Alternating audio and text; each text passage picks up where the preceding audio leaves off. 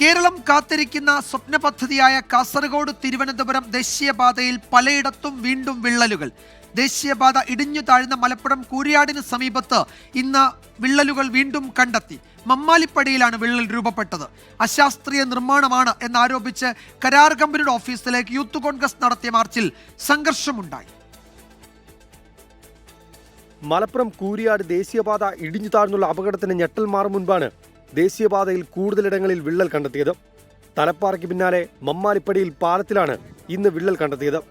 അധികൃതർ പരിശോധന നടത്തിയാലേ അപകടത്തിന്റെ വ്യാപ്തി മനസ്സിലാക്കാനാകൂ.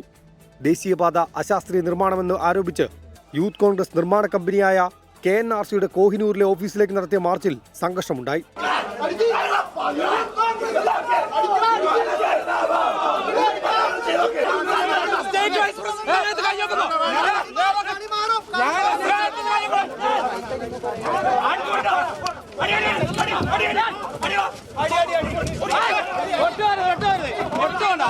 ദേശീയപാതയുടെ ക്രെഡിറ്റ് എടുക്കാൻ ശ്രമിച്ചവർ അപകടത്തിന്റെ ഉത്തരവാദിത്തം ഏറ്റെടുക്കുന്നില്ലെന്ന് യൂത്ത് കോൺഗ്രസ് ആരോപിച്ചു.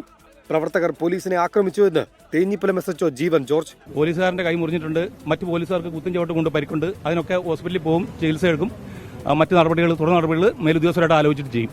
SHOയുടെ നെയിം ബോർഡ് നിങ്ങൾക്കല്ലേ ഈ സമരവേദിയിൽ നിന്ന് കിട്ടിയത്?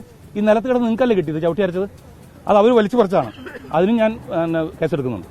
അബിൻ വർക്കി ഉൾപ്പെടെ 12 പേരെ തേഞ്ഞിപ്പല പോലീസ് കസ്റ്റഡിയിലെടുത്തു. ഓരോ ദിവസം കൂടുന്തോറും വിള്ളൽ കൂടുതൽ ഇടങ്ങളിലേക്ക് വ്യാപിക്കുകയാണ്. ജനമനസ്സുകളിലാണ് ഈ വിള്ളൽ ഉണ്ടാകുന്നത്. അതിന് അടിയന്തര പരിഹാരം ഉണ്ടായേ തീരൂ. ക്യാമറമാൻ അബിദ് കല്ലായിക്കൊപ്പം സമീർ ബിൻ കരീം, 24 തിരൂർ.